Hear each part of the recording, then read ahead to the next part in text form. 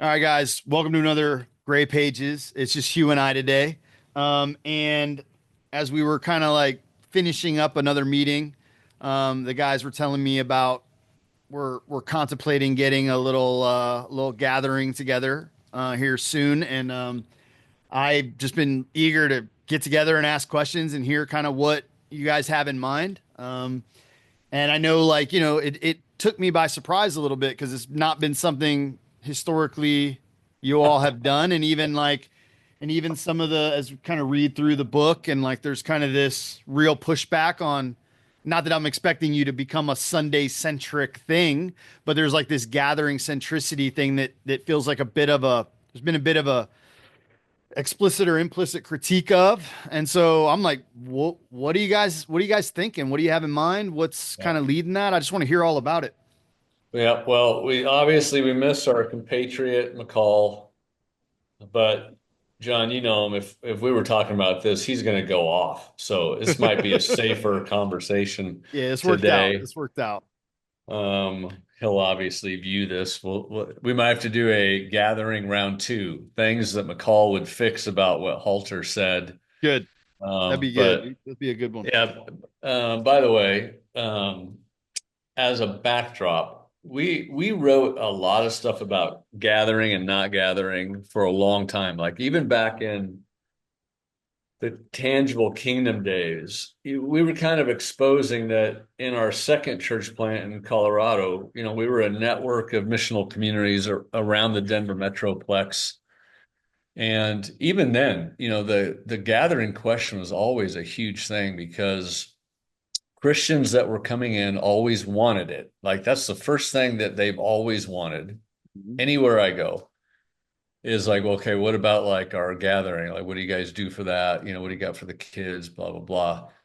And even in the Denver story, I tell people we had probably five different gathering strategies. We had for 3 years, no gathering. We just met in houses, right? Because we were front edge missionaries. We didn't know anybody. So we were basically just seeing brand new people come to faith, and it was happening in our houses. So there was no need for another thing. It was, so the need for gathering would come up when you start to multiply these communities. Mhm. And then people will go, well, hey, we miss seeing each other. So like, can we get the whole team together? And we thought that was a reasonable request, right? That's like Totally. people going, we miss seeing the rest of the community. Um, and so we did monthly for, I think, several years, two or three. We went alternating schedule on gatherings. So we'd have people that would focus on their missional communities, now what people might call micro churches. And we would alternate. The next week would be an all church gathering. We had seasons where we gathered every Sunday, but we didn't do church every Sunday. So we would have a four-part rhythm where twice a month we'd have a traditional communion type gathering, some teaching, some musical worship, take the Lord's Supper together. The alternating weeks be training, called one of them Wild Goose. So you come in and you'd head to one of four or five rooms where people in our community were teaching about anything related to mission and life. And people would just break up. They loved that. And then we had what we call Big Table, where people would just gather all together and we'd bring our kids in and we would just share stories from our community. So, I can literally say that I always would teach that gatherings are important, obviously, but you don't have to just do the same thing. And the gatherings should probably always have a unique purpose that people can't get in other types of gatherings. So, as we start talking about Brave City ideology, the stuff that we put in the book was really to make sure people recognize that you have lots of gatherings. If you're a network of micro churches, your house gatherings are your gathering. And for Yeah. many, that becomes the primary, that's all you need. You don't need anything else. But as you begin to multiply and try to hold some common spiritual identity, some larger family gathering together, man, we're just seeing every type of opportunity and option for that. John, you know this from where you're at in Tampa. Tampa's been very underground network has been very open about all the iterations of their gatherings. So they were a very robust network of essentially micro churches, Hmm. and they have had seasons where they're every Sunday. They've had seasons where they have nothing. They've had monthly. They've had, oh, it's going great, so we're just going to stick with it. And they've had, oh, it's going terrible, let's just cancel it. Hmm. And so I want people to kind of know we're in the same boat. It's a little bit different here for us, and that we're on year number 8, and we have yet to have what we would call a public gathering. In the book, we talk about having a speakeasy kind of ecclesial rhythm that we think in biblical texts and in the history of our movement, a good chunk of 2,000 years after Jesus was more speakeasy. Like you didn't go public, you didn't have a church name, and you didn't go public because you didn't really want to get killed, Right. you know? So, and what we see in that story is that God's able to build his church clearly without a common gathered, public type of setting with a church name. We know he does that. Hmm. Even right now, I believe that the two fastest growing Christian movements in the world right now are still the underground church in China Hmm. and the underground church in the Middle East. And they ain't going public. That's speakeasy, So, so anybody that's like trying to figure out the gathering, just remember that's been our context, and that is still our context in many parts of the world today. But we have this pesky problem in America where when you start to see people move towards Jesus and finding faith or whatever, we still feel like, oh, we got to get to that big corporate thing as fast as we can. So I just want to I mean, this, John, we're 7, almost 8 years in. And we were processing it year one, and what made sense early on was just to have we called it a side door gathering. Literally call it the side door because people would come in the side door. There was no, they come into the post commons, but it was just the family, and we'd bring our kids and we eat breakfast, and somebody would always share a word. Every once in a while, we'd put a guitar into action, so to speak, and it was always fine. It wasn't ever awesome because kids were always screaming, and so you could only go so deep. So we realized, okay, our side door gathering is not for deep teaching. It's not for incredible, transcendent worship experience. It was to get our people together, just to relate and enjoy life together. So that's been kind of our rhythm for that 7 years. Every once in a while, somebody would go, "Hey, I miss seeing everybody," and we would just call the family gathering just for that. Oh yeah, we haven't seen each other for 6 weeks, 8 weeks, whatever. But most of our people were seeing each other almost every day through the post commons and the neighborhood. Most of our people live within essentially a 2 mile radius. So there's a lot of spontaneous interaction. Yep. There's every birth, imagine every child in our community has a birthday, and everybody in the community gets invited to a birthday party. So we, as a small community, call it 40 people, we felt like we were gathering all the time. Hmm. And then when we get the farm, then we're out at the farm. And so our inner circle really hasn't felt the need personally for our spiritual growth to need to add some other thing at the end of the week. But as the years have gone on, a lot of people have shown interest in our community, in God. It's been, I would dare say hundreds and hundreds of times where we've shared the story of Jesus with our friends, and it's a lot of interest. And so now, year 7, we're going, hey, should we go ahead and open up what we know would be an entry level opportunity? We wouldn't call it any more than that. It's a way for people that don't know much about who we are or the God story to kind of find their way into our community. So John, interact with me on that. That's about the only reason why we're thinking about it.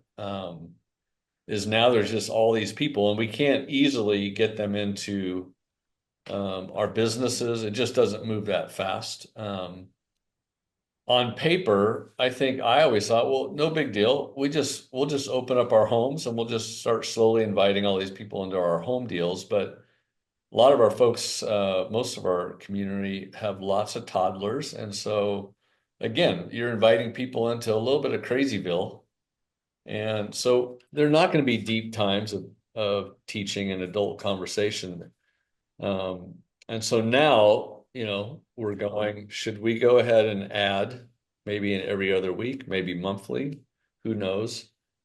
Some type of deal where we uh, gives the kids kind of a common experience together and then have a little 40-minute adult time to let people begin to dip their toe in. So I'd say, and we haven't really decided, we're just processing it through, but that's what we're thinking. We're Yeah, wondering. I'm super, I've been super intrigued since you guys mentioned it, right? As we were hopping off of one of our other times of connecting, and I've been wanting to kind of ask. And so, I can say, like, from our own experience with kind of people doing different stuff, like you say, there's like constant gathering, but like even throughout an ecosystem, what I find is like that'll happen around projects. So, like, Yeah, the bike shop crew has like an orbit, but they don't necessarily have a ton of overlap with like the community garden crew. So there's like, and then, what we've now, even just for us, even with staff, volunteers, whatever, like every year we've done like I'm just was planning this yesterday. We'll do like a Christmas dinner kind of thing where it's like sure. once a year. It's mainly a family hangout, but A like, kind of special focus based on the season. Yeah. yep. And then usually what I'll do is actually do a little bit of like a business meeting for it where I'll get up and share about each of their efforts to everyone else. Like, here's all the things that happen over the year, which you might not have been totally privy to. And it's kind of a good encouraging time. But then it's Yeah. just like a time to hang. But I do think like in the ecosystem, there's like a lot of gathering, but then there's like a lot of like different trenches that people are in. So it does make sense to hear like, it's been a while since we've gotten together or had that kind of time. Yep. And I'm just like almost personally reflecting on what I'm hearing you say because I've definitely had people like even with our work like have referenced like us as like a moving train in the sense where it's like it's really hard to get on with you guys. Yeah. Like you got to like jump in at like risk of maiming yourself. Yeah. Oh by the way, sometimes people jump out and the Yeah. train keeps barreling ahead and I don't love that image, but I think it's a sober image. I think like that makes sense. And so what I've wondered about is like on ramps or to use the train image of like stations along the way where you stop for people to get in and out safely.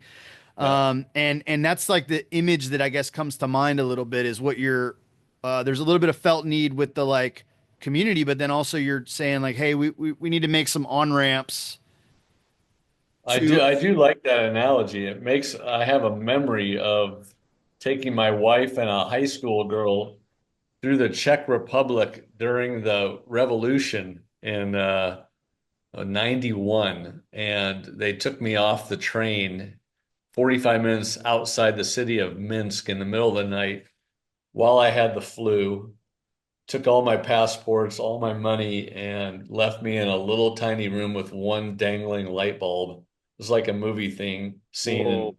I hear all the trains leaving, and I was shaking because I'd sweated out, now I'm freezing, and I have no anything.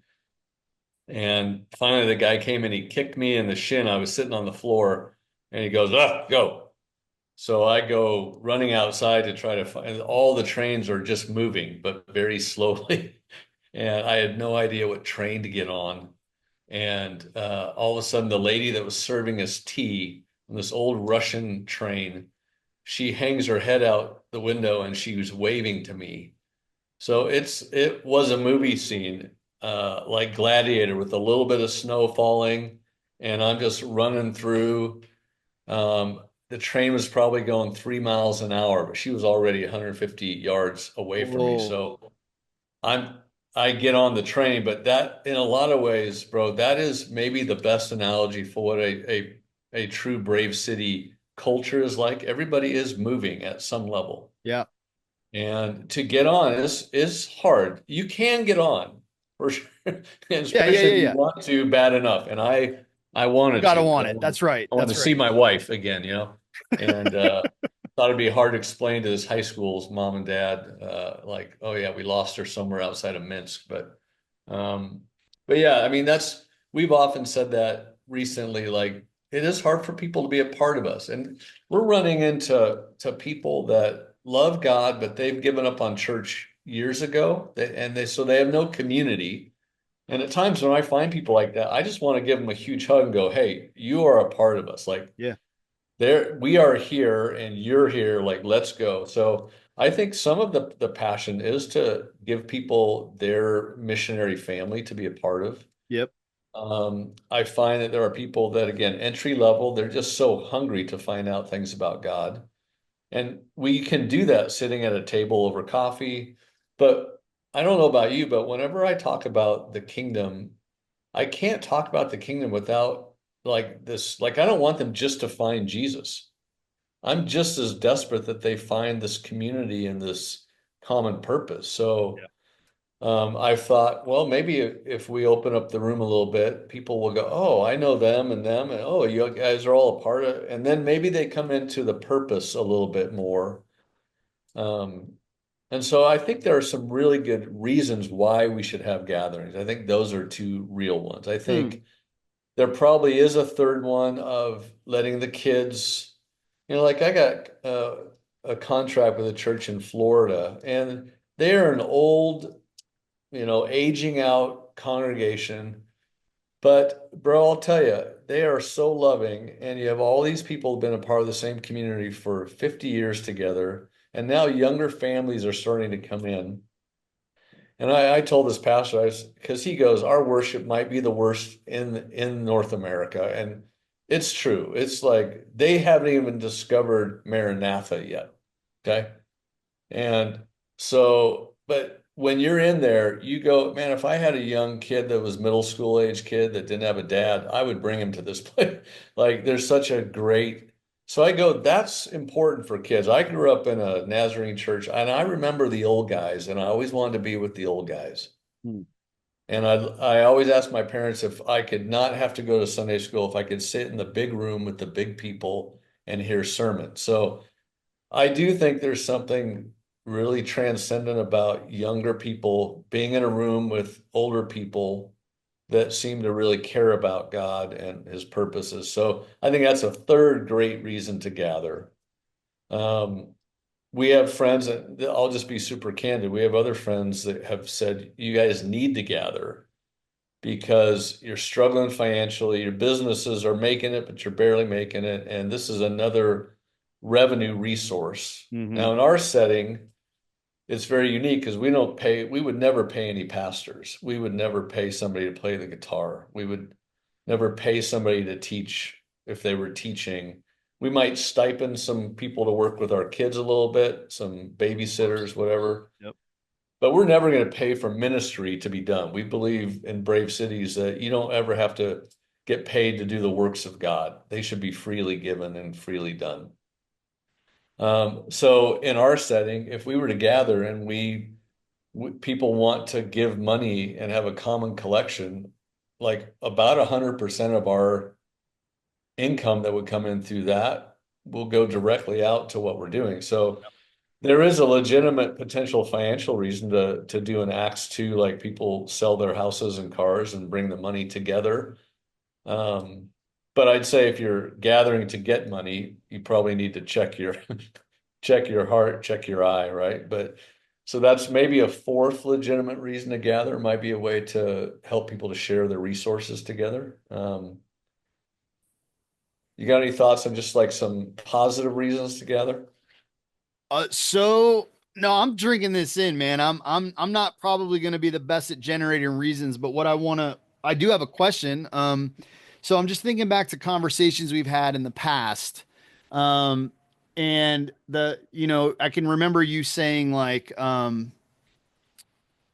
this isn't something that you can hybrid.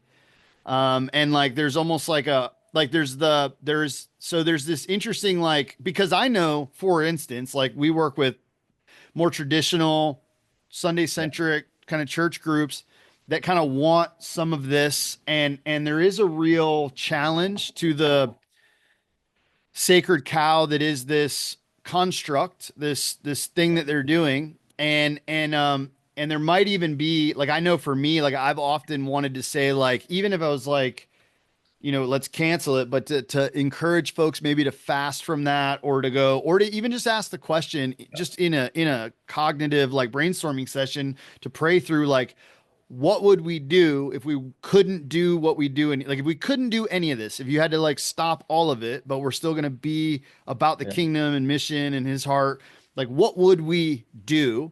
And I think that's a good, like, provocative question. But I can like imagine someone listening who's in that, on that end of the conversation, go and even to say like I told y'all, like I knew it. And by the way, like there may be a bit of that, but like I am curious about like the order of operation and the move toward like, would this be like hybrid? Like, you get what I'm asking, right? Yeah, okay. Well, that's a great question. Here's what I would say. When I have said publicly for years, I don't think you can hybrid. What I'm talking about is cultures. You Okay. can't, as Jesus taught, have this, lump of dough and then put that yeast in it. And so I would say you cannot hybrid a consumer culture with a missionary Got culture. it. Yep. Right. That to me, that's the issue. So, and I go, that's when I talk to people across the board that have added gatherings to highly missional ventures, they all say the same thing. And it's basically like, it didn't go well, bro. And what they're talking about is the leaven, as Jesus would say. This was a crazy thing. He said, watch out for Yeah. the leaven of the Pharisee. Watch, like if you view being a spiritual leader as anything, we always go, well, we're shepherding or we're teaching. Totally.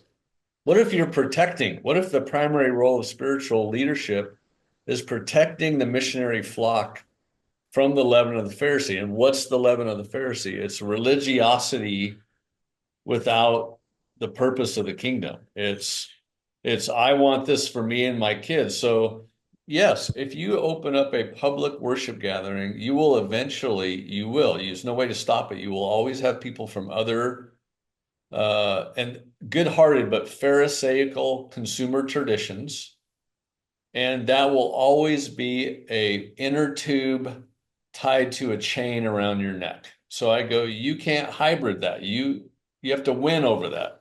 Well, but this is that's such a good answer, and it like there's this cliche, you can insert any, like you can take the boy out of the trailer park, but you can't take the trailer park out of the boy. You're Yeah, familiar with this like turn of phrase, or and you can yeah, insert wherever.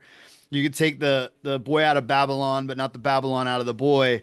And yeah, and I am it's a real question because I'm here in Tampa and was part of the underground from, I mean, literally from the first house church. I was part of yeah, the beginning of that story. And then eventually it was like you said, once you multiply and you're in 12, 15 different places, you're like, man, let's get together once a month, and like it's great. And yeah, then over time, we ended up going, hey, we're gonna have like this weekly gathering. And then you're like, well, when would we do it? And you're like, well, like Sunday seems like a good time. And then, and it's like just a matter of time, because the mechanism, like it's so in us that I would just say the mechanism, and it's not to hate on the gathering, but like it does, it takes on a life of its own, and it has a kind of gravitational pull yeah, that then I would say in time starts to make the primary missional communities look like small groups yep. that gather around the sun that is the center of the universe, that Yeah, is this because thing. it's always easier not to do mission and just say, all I got to worry about is one little gathering together. If you give people the option, they will almost always go, yeah, I think I'd rather just go to church. You guys watch my kids. And they will literally stop doing the missionary work. And I just think that's human nature. So Right. again, what we're not saying, I mean, what I do love about like groups like the Underground Network out of Tampa and quite a few others is when I hear they've had multiple iterations of gatherings, I love that Yep. because what that means is that they're basically really thinking it through, going, does this fit the season that we're in? Try stuff. If Yep. people found out we have a gathering at the end of 7 years, I think that's a good story. I think that we put in the time and farmed our Yep. field well and got the peace of the city and got the peace of our friends. And then eventually, for their sake, we Yep. decided to add some things to the menu. But we're not adding gatherings. We gather all the time. We're adding a certain type of gathering that's Yep. different. Yep. Totally. Um, so I think that's a good story. I don't mind if people go, oh yeah, they had to do church too. I would say middle finger to that statement Yeah. Okay. Good. because we were church when we were 6 people, bro, Right. Right. on mission. So Right. no, but God's church clearly, biblically, has met all over the place, underground, in porticos, in houses, Mhm. on the side of a field. So, let's not overthink it. There will Love it. always be Yep. gatherings, and if those gatherings can serve the mission, great. I'll tell you, we probably should just spend a little time on the nuances a little bit Yep. because, like when I think about what I'm concerned about, what Taylor is concerned about, and many in our community, it's not just the leaven of the Pharisee, because they will come and go. But we think that come and go we would feel that. We don't want to personally spend even a moment of our energy trying to keep people with us, so to speak. Just let it happen. Right. Yeah, but it happens. So, but here's some things that we really do care about that make gathering what you might call a traditional word be a corporate gathering Yep. difficult is we're in a very multi-ethnic context, right? So the original core of our community, predominantly white folks that can enjoy a nice little acoustic folk hymn, right? Well, then probably outside of that core, the most people that we're working with on a relational basis are young African American men and women that don't have dads. So Hmm. we go, if we gather, we do need to uh, make that as, I guess, inspiring as possible. So that creates dilemma, right? Um, my son-in-law Jesse's been training kids and bringing them out to the farm. Just said, hey, let's consider doing like a journeyman gathering for all these young guys. So I go, that could end up being 30, 40 kids gathering, right? That will Yep. be contextually appropriate to those young guys. They're not looking for music or, R&B hip hop out on the farm. Hmm. It's going to be grab your journal. We're going to talk about life and pain. But if we then start to see all of that coagulate into this gathering where it's all sorts of, I mean, so you see the dilemma. Sometimes when you start gathering, you just make it only fit one person. In our city, we can't do that. Yep. Like we might not gather. If we decide not to gather, it probably would be related to that. We're gonna have to just figure out mid-sized gathering spots that are very contextual to the people that we're. So that's really interesting. So years ago when I spent that summer in Philadelphia, and I think this group is gone now, but there was a kind of a house church movement there. And I went to a couple of them while I was there for the summer, and I found that they had like, I don't know if they were weekly, I think they were, but they had like, oh, Wednesday night we all get together at this place or whatever. And it was like all the different house churches came together. It was a worship service basically. Right. But they were done contextually neighborhood centric is the way they did it. They had like six of these. Yep. But they were like kind of gatherings around different neighborhoods or pockets. But like the other thing that came to mind, and actually I've been thinking of it the whole time, you hear the turn of phrase like the mode is the message or whatever. And like as you're talking about these challenges, like whatever we decide to do when we're together, is speaking to our values, to those core convictions, to those things we care about, right? Like it's like just like you said, if we define it around one culture and it communicates maybe things that are the last thing that we're wanting to communicate. And it would make sense. You said if we scrapped it or didn't do it, it would be around something like the need for contextualization around the kind of mosaic community. Yeah, I like the way you said the mosaic. Now, clearly, if we decided to do that, like I like that idea. I think that's great.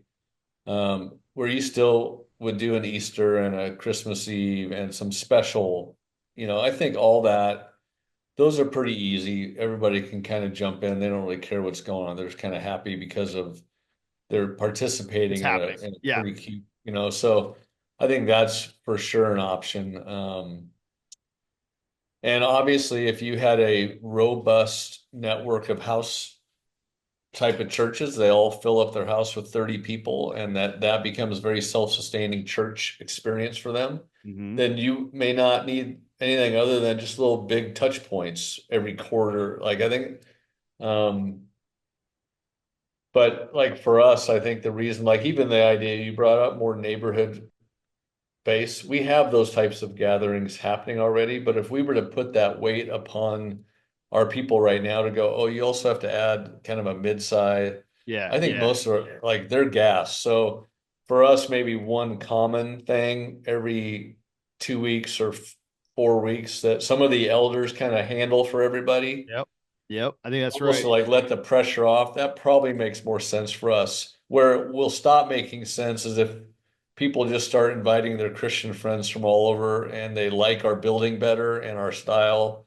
And all of a sudden we have all these people asking to plug them in. That's where it would go bad for us. So, you know what I'm saying? Like, Yeah. I think Taylor, Lindsay, and I, Cheryl, and a handful of others could go, yeah, well, we could easily put on kind of a very simple. So, can I just tell you what we're thinking? Here's Yeah. what we're Please. thinking.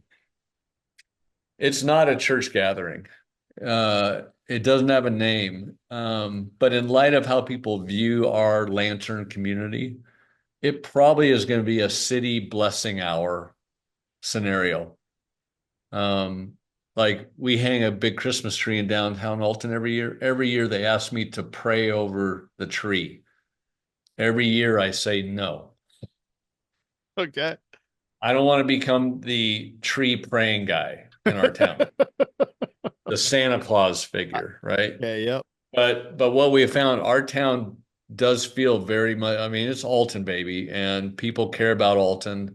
So if we were to do a nondescript Alton blessing hour, Mm. probably Sunday evenings, 40-minute experience, homily style, probably 10-minute talk with some reflection questions, maybe a little dialogue around tables with a big focus on a communion at the end of the time with a handcrafted proclamation blessing over them that they know every week they're coming to take communion with people that care about this town and want to remember Jesus, with a unique blessing over them and their family and their businesses and their struggles. That feel makes sense to us as we talk that through. But adding a new church name onto what we do and then trying to that doesn't make sense for us. So Yeah. for our context, we really need to make it fit this larger community of friends. Yep. And again, in Brave Cities ideology, we say that you have to operate on the idea that Jesus only has one church. Hmm. There's only one church in That's your right. town. There's only one church in the world. Yep. So we have to pick things and gatherings based on that idea. There's lots of churches doing their things that they're providing in our city Yep. under God's big banner. So Yep. why don't we try to pick a creative option that fills a niche? And I I think love it. there's a niche right now where people go, I'm never going back to a normal church, but I do love those people. And they do this thing that they don't expect me to join nothing. But man, I love that thing that where they pray a blessing over us. And I love to remember God in the way that they do it. And I can bring anybody. Um, I think that, to us, that's more of what we're thinking. Honestly, man, it's sounds beautiful. You know what it reminds me of, and this is I don't know, it's not exactly the same, but back in the day, early. underground days, maybe even before the underground, but that same community that would become the underground. I don't remember exactly when, but it was at a local church. They had given us like this area on the second floor of this like kind of school area, whatever. But we had Yeah. set up like a prayer room and we did this like 40 days of prayer for the city where it was like a 24-hour prayer room and we all Yeah.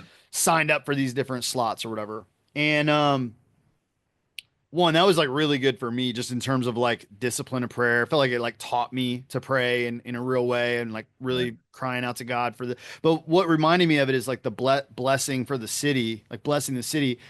I remember in that room because there were times where it was just you or another person in there, but there were some times where just for the community it worked and a bunch of people would show up and you would hear because people would pray out. And so I remember hearing people, there was like a certain group of women that were always praying for like women in the sex industry.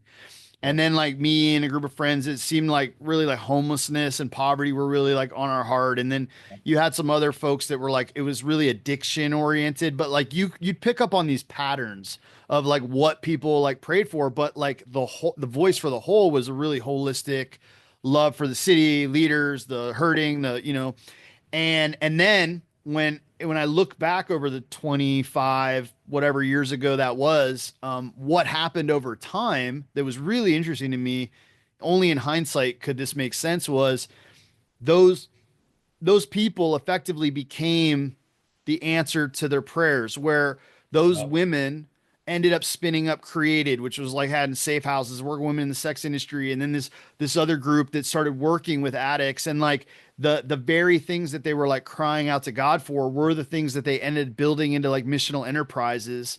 Anyway, something about the sketch you just made just kind of reminded me of this, where it's like the idea of just like setting aside intentional time to go, Yep. let's like really love our city and ask God to like bless the city and this Yep. community. And um, I love it. It actually Yeah. sounds awesome. And honestly, when we thought like, and even for us as kind of the elders in the community, all we want to do is set a framework for the rest of them to be able to do it. Like we're not going to have, it's not going to be a Hughes, the main teacher, whatever. It's going to be, we're going to find probably a network of 15, 20 people that all communicate well and are Yep. trusted Yep. that can be a part of the homily, network.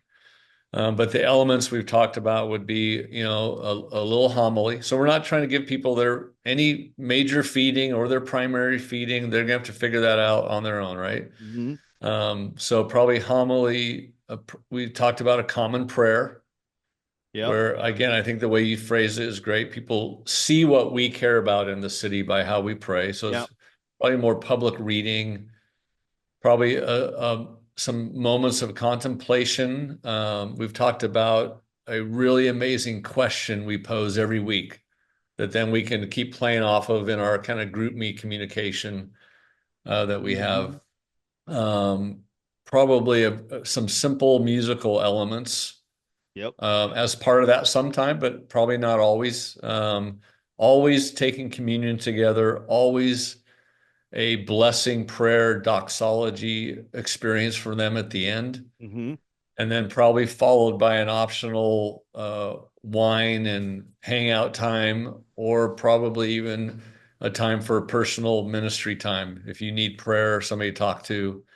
So my guess would be that's why probably an evening, more of a feel like at the end of the week to prep our family for the Yep. new week. Um, those are just some elements we've thought of.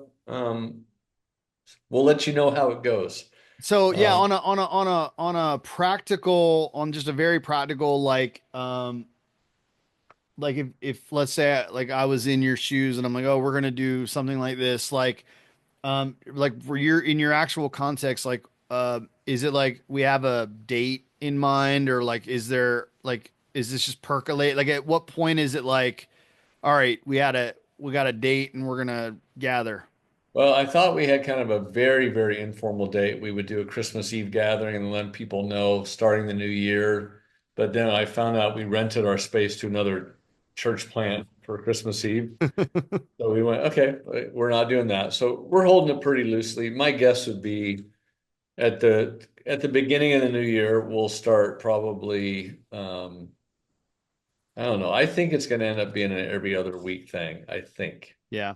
It does make Um, sense though, using some sort of end of year, like a holiday or yeah, a new year or something to go like there's a one off that we're gonna, and then at that you could kind of say, oh, by the way, this is yeah, what we're gonna start setting this table regularly.